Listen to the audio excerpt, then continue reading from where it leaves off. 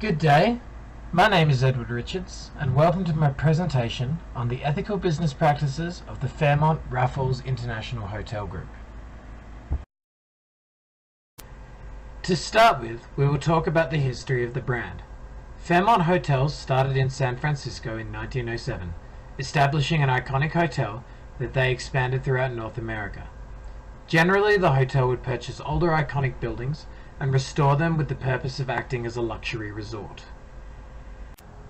This was extended in 1990 when the brand combined with the Canadian Pacific Hotels and acquired such iconic hotels as the Banff Springs and Chateau Lake Louise within the UNESCO World Heritage listed Banff National Park. In 2006, they combined with overseas brands Raffles and Swissôtel to create a luxury group of hotels known as the Fairmont Raffles Hotels International. In mid-2016, this group was bought by the Accor Group, however still acts as its own group with mission, vision differing from its parent company. Although we will be looking at the group as a whole, this report shall focus on the case of the Chateau Lake Louise, when giving examples of ways in which the group implements corporate social responsibility and ethical policies. Corporate social responsibility is defined as a set of voluntary corporate actions designed to improve corporate actions. These corporate actions not required by law attempt to further some social good and extend beyond the explicit transactional interests of the firm. Corporate social responsibility can be broken down into four parts: the economical aspect, the legal aspect, the ethical aspect, and the voluntary philanthropic aspect. We'll now break down Fairmont Raffles Hotel International's corporate social responsibility policies. To begin with, we will look at the economic aspect of Fairmont's corporate social responsible policies. According to Freeman, the only socially responsibility of a business is to increase its profits. Fairmont has a responsibility to its owners to provide adequate returns. Each hotel and resort with the group has their own owners. Lake Louise, for example, is owned by the Oxford Group, whereas other in the chains are owned by Wrights or other individual enterprises. This grouped franchise structure means that all hotels have a financial responsibility to achieve profits for their direct owners and the group headquarters based in Toronto, regardless of where in the world they are operating. However, as a part of a branded group, each hotel must be conscious of the other aspects of corporate social responsibility. Put simply, businesses need to adhere to the laws that govern where they operate. Laws are designed to protect people and businesses from harm, and often regulate companies when governments feel they can't regulate themselves. An example is the way that the Fairmont Chateau Lake Louise is strict in adhering to the work hours and timeframes implemented by the Alberta and federal governments within Canada. These entitle workers to work no longer than 12 hours and have at least a 30-minute break should they work more than 5 hours. When it comes to adhering to the laws, the Fairmont Group have a reputation, not just in Canada, but around the world, for following government guidelines and regulations that are in place. They also engage in other activities that are seen as ethically good without the need for government regulation. The Fairmont Group continues internationally to use business ethics as self-regulation, whereby they distinguish between what exactly we think firms are ethically obliged to do, above and beyond complying with the laws, on one hand, from what it would be nice for them to do, even if they are not obliged to do so on the other hand. By self-regulating themselves, businesses afford more freedom and can build their company and brand image. This requires understanding what is ethically right beyond the bounds of law, and sometimes what is simply a nice thing. An example of Fairmont complying with what we think they are ethically obliged to do can be seen with their Green Partnership program established in 1990. It provides a guide for all hotels and resorts within the company globally to work towards a sustainably environmentally friendly future without the need for government regulation. The program was later named the Sustainability Program in 2013, and as an ethical decision, not only was a good thing to do, but also reduced costs with waste management, electricity and recycling, benefiting the brand image and leading to greater return. This leads into the final aspect of corporate social responsibility, whereby we take on the ethical aspect of simply doing something that is good. This forms the basis behind the philanthropic aspect. Oxford Dictionary defines philanthropy as the desire to promote the welfare of others, expressed especially by the generous donation of money to a good cause. Fairmont promotes its philanthropic goals continuously in every hotel and resort around the world. Fairmont promotes philanthropy in two ways. The first is by donating money to local community centres and charities within the region of any Fairmont hotel.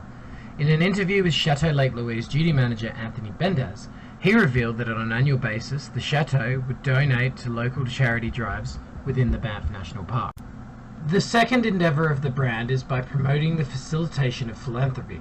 As the hotel and resorts are of the luxury variety, they offer to their guests who may have the money to engage in their own philanthropy an avenue to do so with the hotels through their leadership and philanthropy programs. Due to the size and scope of the hotels and resorts around the world, it means they are giving back to local communities on an international scale. By allowing guests to engage in philanthropic activities also, their image is further boosted in the eyes of all onlookers to the chain's brand. So now we'll look at how the policies of the Fairmont Raffles Hotels International Group affect their triple bottom line.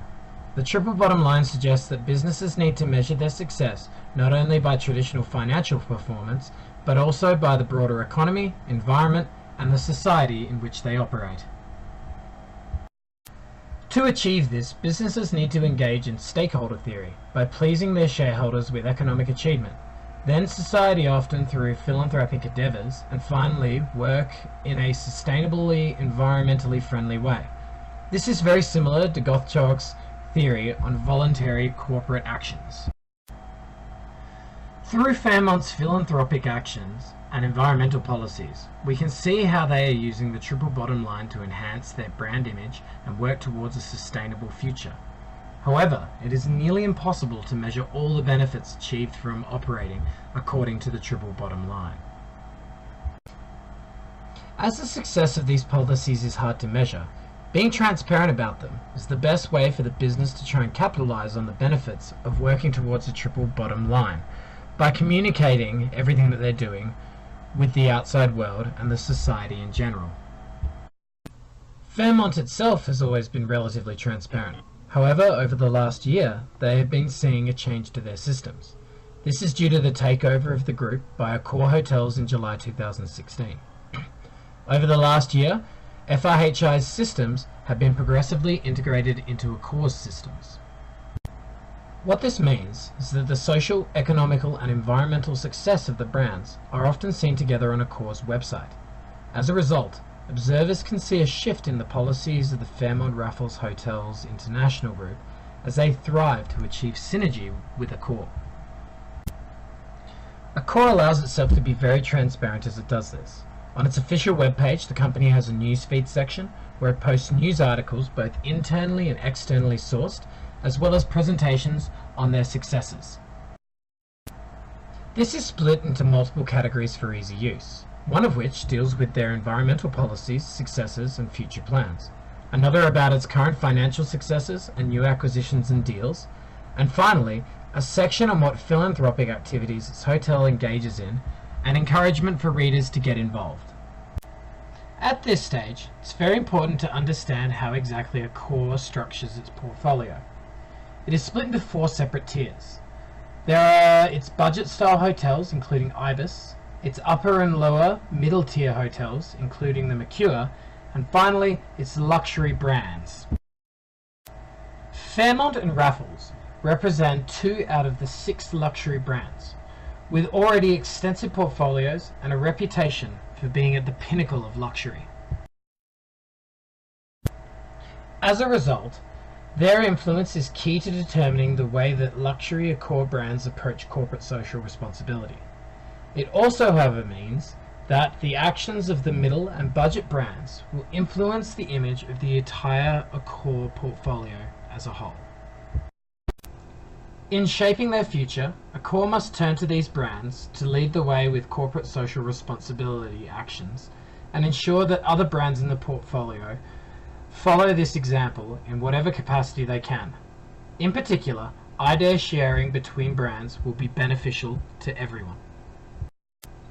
Since the takeover by Accor, Fairmont Raffles Hotels International has a new issue to contend with. The company was founded in the United States of America and until the last decade was primarily involved with the North American market, having over 140 hotels and resorts in the region alone.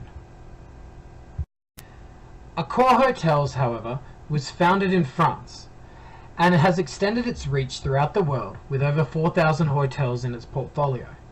The integration of Fairmont Raffles Hotels International means that the corporate culture of a North American company needs to be smoothly integrated into a European system. Accor is very experienced with the laws of other countries and cultures, and has exemplified in adhering to these in multiple countries around the world. However, Fairmont Raffles Hotels International draws a different work culture than that of Accor. Anthony Bendez illustrated how the culture surrounding employee benefits has differed since the takeover from Accor, with staff discounts on Fairmont Raffles Hotels International's properties playing a major part. In particular, a travel program for employees called Destinations that exists within Fairmont Raffles Hotels International does not exist or have any other equivalent within the Accor brands. Removing such a system or creating a new system integrating Accor hotels will be necessary for the future, as staff between all hotels will wish to be treated equally. If one brand has the perks and the others do not, this could potentially create a negative environment between hotel brands and affect the brand image as a whole. The hotel industry as a whole is a continuously growing industry. For brands to remain competitive, they need to diversify in order to capitalize on the mass tourism opportunities within the industry, instigated by the booming aviation industry. Just like any other industry, such as manufacturing or retail, hotels and resorts will go through a form of life cycle. This starts with the embryonic stage, when the hotel first opens, followed by growth, and as it grows and gains more competitions, it will finally enter maturity. Over time, interest in the hotel will decline, as will the hotel itself, unless this is assessed and dealt with correctly. For Accor and Fairmont Raffles Hotels International, this is done for each individual hotel. Hotels in different tourist areas will run through phases. As the needs and wants of tourists change, in order to keep up, hotels will need to continuously upgrade and change their offerings in order to continue attracting guests. The Fairmont Chateau Lake Louise makes a great example of this. In the 1960s, the hotel promoted itself as an icon for the Rocky Mountains, attracting high-paying guests that would come to spend multiple nights at the hotel in line with the definition of a resort. The hotel soon changed its image with the advent of mass tourism and started catering for shorter stay groups who came as a part of tour groups following mass tourism trends. Today, however, the resort is changing once more, as more people gain extra disposable income and they wish to stay longer term.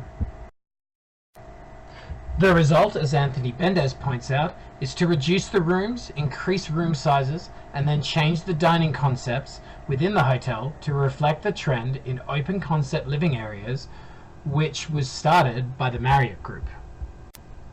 In addition, they plan to upgrade rooms and all facilities within the hotel to keep up with modern trends. By changing and evolving, the hotel can bring itself back to a new concept stage and grow further in the future.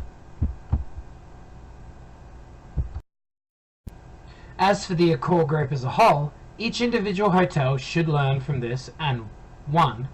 Build an overall regional brand image for each region. 2. Align each hotel and resort with a consistent trend they wish to pursue. 3rd, align other hotels of different tiers with similar trends in order to create a consistency throughout the entire Accor offering.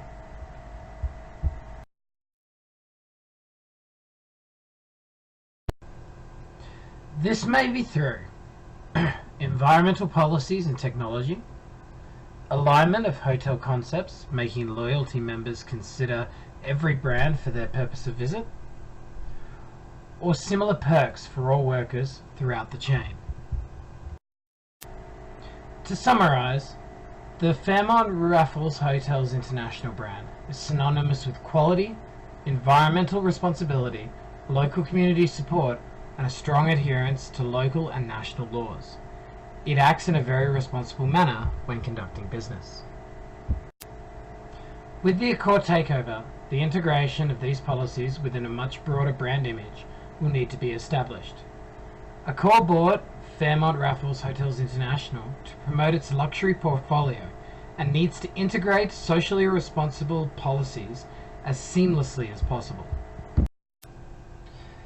This will benefit all stakeholders, including the shareholders, who should see increased profits through a more corporate social responsible manner, guests, who will be more inclined to come to the product, especially with newer and better offerings, the communities surrounding their hotels through their philanthropic activities, as well as the economic benefits of jobs and tourism that come to the area, the environment, as they work on more sustainable practices, we will see the environment benefit in the area.